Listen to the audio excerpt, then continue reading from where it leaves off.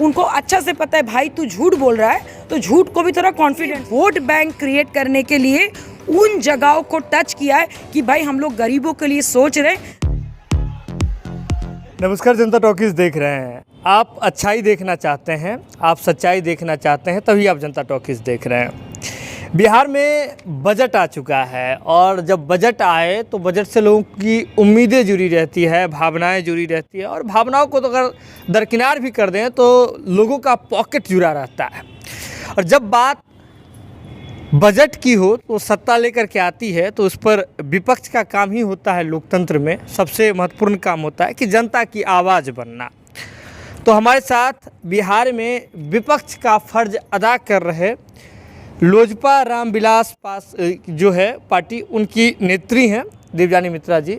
Budget तो आ गया जी, तब सब कुछ ठीक बा, बिहार में सब ठीक बा बजट आपको ऐसा लग रहा है? ठीक है, हमको तो नहीं लग रहा है, मेरे हाथ में तो पूरा डिटेल है। अच्छा, लास्ट ईयर जो आपका बजट का जितना आपका था वो है 2.37 लाख करोड़, और ये साल उसको बढ़ा के 2.61 लाख करोड़ अप्रॉक्स किया गया, और वो दिखाया जा रहा है कि 10.9% की जो वृद्धि हुई है, और वो विकास में वृद्धि हुई है। मुझे समझ नहीं आ रहा कहाँ से विकास की वृद्धि हुई है, जबकि ये साल बताया गया है कि भाई 400 करोड़ जो है आपके चाइल्ड अपलिफ्टमेंट में यूज़ किया गया है, जिसमें आपका साइकिल योजना या फिर कपड़े जो बांटे जाते वो सब। हम लोग को तो पता नहीं कब आपने साइकिल बांटे, कितने बांटे, वो सारी डिटेल हमने नहीं देखे। और अगर आपने गाँव में भी थोड़े बहुत जगह में बांटे तो उसी को अपने आंकड़ा बना के दिखा दिया। तो इसका भी एक समीक्षा और एक डिटेल जाँच रिपोर्ट होनी चाहिए। अच्छा। दूसरी बात, अगर मैं बताऊँ कि आपने दिखाया कि भाई 21 सदर अस्पताल को आप अपग्रेड करेंगे, उसके बाद आप 9 न्यू मेडिकल कॉलेज लाएंगे। तो अगर 9 न्यू मेडिकल कॉलेज, और आज आपने बोला आई एम श्योर 1 साल में 9 मेडिकल कॉलेज तैयार होके आना चाहिए, तो उसके लिए तो अभी आपका भूमि पूजन, ज़मीन का कब्जा या फिर जो भी बेसिक नॉर्म्स वो तो फुलफिल होना चाहिए। और मैं इस गवर्नमेंट को जितना जानती हूँ, अगर वो इतना करेंगे तो इतना ज़्यादा ढिंढोरा पीटेंगे। तो अगर 9 मेडिकल कॉलेज की बात हो रही है भाई, तब तो ढिंढोरा तो होनी चाहिए, तो कहीं पे तो है नहीं। तो again it's a pen and paper वाला थिंग। उसके बाद अगर मैं बात करूँ कि भाई 5,540 करोड़ अलॉट किया गया पीएमसीएच को रीडेवलपमेंट करने के लिए, तो भैया कहाँ पे शुरू हुआ है? अभी भी आप अगर पीएमसीएच में जाएंगे तो बहुत सारे ऐसे लावारिस लाशें जो है वो लोग ठेला में अभी भी बाहर में आपको डेड बॉडीज देखने को मिलेंगे। कोरोना के बाद अगर आपने इतना निवेश करने का सोचा है तो बहुत बड़ी बात है, but again it's a pen and paper thing. वो पैसा फिर या तो लौट जाएगा या तो आपस में मंत्री लोग बांट बूट के खत्म कर देंगे, क्योंकि उन सबको पता है कि भाई 2024-25 से पहले थोड़ा बहुत अगर कुछ नहीं करेंगे तो वो साफ होने वाले। उसके बाद अगर मैं बात करूं 40 करोड़ उन्होंने अलॉट किया है आपका मदरसा के ऊपर। पता नहीं ये तो क्या कहते हैं, एक जांच की मैंने बहुत ज़्यादा ज़रूरत है। उसके बाद मेडिकल आपका जो इंजीनियरिंग कॉलेज में जो 522 टीचर्स की बहाली की भी जो बात की गई है, कब ये होगा, कहाँ से, क्योंकि आपका सेशन तो अभी शुरू होने वाला है और आपका इलेक्शन का टाइम आ रहा है, तो कब ये वैकेंसी निकलेगी, कब इसमें लोग आएंगे? तो अगेन 522 आपने लिखा, लेकिन पता चला उसमें कोटे में ही ब्राइब देके भी बहुत सारे टीचर्स को आप अपने ही लोगों को आपने ले लिया। तो इसके ऊपर भी एक जांच रिपोर्ट आनी चाहिए अगले साल के तुलना में ये साल। उसके बाद आपका स्टेट का ग्रोथ का रेट विल बी अबव 10% दिखाया गया है कि अगर ये सारी चीज़ें होगी तो 10%। मेरा एक सवाल है कि भाई आपने लास्ट ईयर जो आपने 6 जो इम्पोर्टेंट इश्यूज़ पे आपने बात किए थे, जिसमें आपका हेल्थ था, जिसमें आपका एडुकेशन था, जिसमें आपका इंडस्ट्री था, जिसमें आपका एग्रीकल्चर रिलेटेड और भी इश्यूज़ थे, और विभिन्न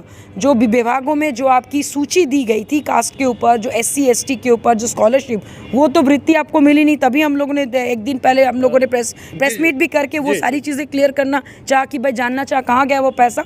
तो पता चलता कि वो पैसा जो है वो परिवहन में चला गया। क्यों भाई गया? और अगर परिवहन में गया तो फिर भाई परिवहन का पैसा कहाँ गया? तो ये सारी चीज़ें बड़ा डिस्टर्बिंग है और गोल गोल घुमाने वाली बात है। मैंने मैं आपको नाक ऐसे नहीं दिखा कि मैं घुमा के नाक को पकड़वा रही हूँ, ऐसी बेवकूफ़ बनाने वाली चीज़ें चल रही हैं। और आप एक बात बताइए, आप यहाँ पे दिखा रहे हैं कि भाई 29,000 वैकेंसी जो है आप बिहार स्टाफ सिलेक्शन कमीशन में देने वाले, फिर आपने 10 लाख नौकरी का वादा किया, फिर आपने बताया कि 12,000 ओपन पोजीशन आप BT-SC को देंगे। पहले 7वें चरण की बहाली तो कीजिए। जो इतने लोग रोज धरना दे रहे, मुंह तोड़ रहे, लाठी चार्ज कर, उनका क्या? मतलब नया बजट आया तो पुराने लोगों की स्वाह हो गया। अब सवाल है कि आपने निवेश के नाम पे जो आपने लास्ट बजट पे जो दिखाया था, मुख्यमंत्री जी को ये सवाल है, अगर सही में इंडस्ट्री बिहार में आई है तो कहाँ है? हमें तो कहीं नहीं दिख रहा है इंडस्ट्री। आपको दिख रहा है क्या? मुझे तो नहीं दिख रहा है। अगर दिख रहा होता तो आपकी रोजगार होती, तो रोजगार भी नहीं है, बेरोजगारी का आलम है चारों तरफ। उसके अलावा अगर मैं बात करूँ आपकी एडुकेशन की, एडुकेशन में अगर सब कुछ सही चल रहा है तो भैया 5 साल 6 साल में डिग्री क्यों मिल रही है? तो कहीं ना कहीं ये साल का भी बजट की अगर मैं बात करूं, ये फिर से बेवकूफ़ बनाने वाली बात है लोगों को फिर। और ऑनेस्टली बात है, ये बजट ये साल आपने दिखाया कि भाई इस बार इन्फेंट तो जो आपकी जो चाइल्ड का जो डेथ होता है वो रेशियो बहुत कम हुआ है। अगर ऐसी बात है तो ये अच्छी बात है, लेकिन अगेन ये सारी चीज़ें जांच की विषय है। एक चीज़ उन्होंने ये भी बताया कि टैक्स का जो बर्डन वो हम लोग कोशिश कर रहे हैं कि भाई रेवेन्यू के से नीचे हो और हम लोग उसमें टैक्स नहीं लेंगे। तो ये चलिए सुनने में अच्छा लग रहा है, और ऐसा नहीं कि हम लोग विपक्ष में हैं बोल के हर बार हम लोग इसका विरोध करेंगे।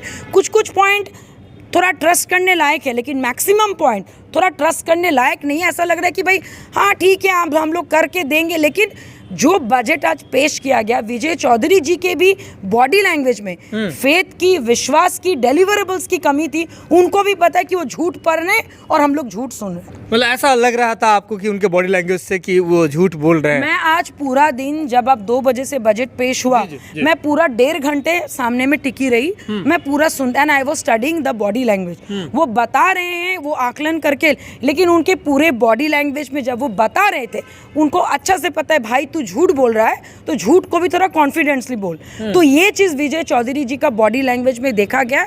मेरा बस दुख इस बात का है कि बिहार वासियों को बेवकूफ़ अपने ही घर के मंत्री लोग बना रहे। तो इसमें भी महागठबंधन का सरकार जो है, जैसे कहा गया था कि बहुत बड़ा बजट पेश करेंगे, बहुत कुछ होने वाला है, ऐसा कुछ हुआ नहीं और ऐसा कुछ देखने को भी नहीं मिल रहा है। मिरेकल टाइप से नथिंग इज मिरेकल। लेकिन देवजानी जी, अभी आपने कही कि इस बजट में जैसा पेश किया गया है कि आने वाले समय में पीएमसीएच के लिए, उत्थान के लिए होगा, हेल्थ सेक्टर में अच्छा होगा, मेडिकल सेक्टर में अच्छा होगा, इसके बाद इंजीनियरिंग सेक्टर में अच्छा होगा, हर एक चीज़ की चर्चा की गई है। लेकिन ये बजट जो पेश हुआ, ये तो आने वाले समय के लिए पेश हुआ ना। अभी आप बार बार कह रहे हैं कि अभी इम्प्लीमेंट कब कीजिएगा आप? आज तो पेश ही हुआ है ना। वही बात है भाई, आपका जब लास्ट ईयर का बजट जब पेश हुआ था, लास्ट ईयर में आपने जो वायदे किए थे उसमें कितना आपने पूरा किया? अगर वो मैं आपको लिस्ट दिखाऊं तो आप लोग दंग रह जाएंगे। सिर्फ जल नल योजना बोल के लोगों, भाई जल नल तो एक बेसिक नीड है, वो तो आपको करना ही पड़ेगा। बिजली एक बेसिक नीड है, बिजली का बिल आपने बढ़ा, उसके ऊपर कोई बातचीत नहीं हुई आपका। यहाँ तक कि महिलाओं को आपने जीविका के बारे में बात की, लेकिन उनका क्या, जो बिजनेसमैन, जो उद्यमी है, जो एक बड़ा बिजनेस टर्नओवर करते, उनके लिए आपने क्या छूट दिया? जैसे हम जैसे मान लीजिए जो एंटरप्रेन्योर है, जो बिहार में 13 साल से बिजनेस करके भी गरीब है, मैं अगर बोलूं मैं गरीब हूं, तो आपने मेरे लिए क्या सोचा? मेरे जैसे ऐसे बहुत सारी लेडीज है जो अकेले अपना क्या कहते हैं घर परिवार सब कुछ चला रहे, उनके लिए आपने क्या सोचा? कहीं पे भी बजट में नहीं है। आपने सिर्फ दिखाया कि आपने साइकिल बांटा है और साइकिल बांटेंगे और 400 करोड़ का आप ये करेंगे वो करेंगे। ऐसा तो भैया कब करेंगे? क्योंकि लास्ट ईयर का बजट का जो आपने किया था अभी तक उसका इम्प्लीमेंटेशन ढंग से हुआ नहीं, क्योंकि निवेश के नाम पे भी आपने आंकड़े बताए थे और ये साल का निवेश के नाम पे कहीं पे नामो निशान नहीं है। इंडस्ट्री का कोई नामो निशान नहीं है इस बार। देवजानी जी, लेकिन जैसे बिहार में जिस साइकिल योजना की आप बात कर रहे हैं, साइकिल योजना, मुख्यमंत्री पोशाक योजना, छात्रवृत्ति योजना, ये तमाम ऐसी योजनाएं हैं जो मिसाल बनी है बिहार सरकार की योजनाएं। इसे अन्य राज्यों ने अपनाया, केंद्र सरकार ने भी अपनाया। नल जल योजना की भी बात कर लें, उसे भी केंद्र सरकार ने बहुत उसकी सराहना की थी। तो क्या लग रहा है कि अब नीतीश कुमार जी बीजेपी के साथ नहीं है तो सब कुछ फेल हो गया? नहीं, ऐसा बात नहीं है। देखिए, वो हर बार कोशिश करना चाहते हैं, लेकिन उनका महत्वाकांक्षा इतना बड़ा है कि भाई चलो कर लेंगे, कम से कम कुर्सी को तो अपना पहले सेव कर ले। तो अपने कुर्सी के लालच में वो जनता को हर बार भूल जा रहे। अगर सही में वो भला चाहते, मैं उनको बहुत रिस्पेक्ट करती थी, करूंगी फिर से। अगर वो उस वक्त अगर शहनवाज जी को इंडस्ट्री लाने का मौका देते, उसके बाद वो रिजाइन करते, उन्होंने ऐसा करने नहीं दिया। तो कहीं ना कहीं वो चाहते नहीं है। और यहाँ पे ये भी बताया गया कि आर्थिक विकास के मामले में बिहार तीसरे पायदान पर है। आपको ये हास्यकर नहीं लग रहा है? जबकि नीति आयोग के रिपोर्ट के अनुसार सबसे गरीब पिछड़े राज्यों में माना जाता है। तो अगर आप तीसरे पायदान पे हैं, इंडस्ट्री कहाँ है, उद्योग कहाँ है, फूड पार्क कहाँ है, IT पार्क कहाँ है, सेक्टर्स कहाँ है, सिर्फ बड़े बड़े मॉल और अच्छा आप देखिए प्रिस्टीन मेगा फूड पार्क जो अभी आपका सेंट्रल मिनिस्ट्री से खुला है, वो भी खगड़िया में, कहीं पे कोई रोल बिहार गवर्नमेंट का नहीं है। सेकंड, अगर मैं आपको बात करूं मेट्रो, वो भी सेंट्रल गवर्नमेंट का है। तो भैया बिहार गवर्नमेंट में क्या किया मुझे बताइए। आपके पास जो हर साल जो बजट आप बिहार के लिए करे, भैया कुछ तो उद्योग करके देंगे ना। 2-4 mall is not your credibility, ये बिजनेसमैन की क्रेडिबिलिटी है। अच्छा, बिजनेसमैन के लिए भी यहाँ पे कुछ नहीं है। जो एक टर्नओवर आपको दे रहे, जो एक बहुत बड़े जीडीपी के पार्ट है, जो हायर इनकम टैक्स पे करते, उनके ऊपर कहीं पे कुछ नहीं है। तो ये कहीं ना कहीं आपने वोट बैंक क्रिएट करने के लिए उन जगहों को टच किया है कि भाई हम लोग गरीबों के लिए सोच रहे हैं, गरीब आपको वोट दें, या फिर क्या कहते हैं, आप दिखा रहे हैं कि भाई हम लोग SC ST या फिर दलित महादलित जैसे आपने कैटेगरीज किया,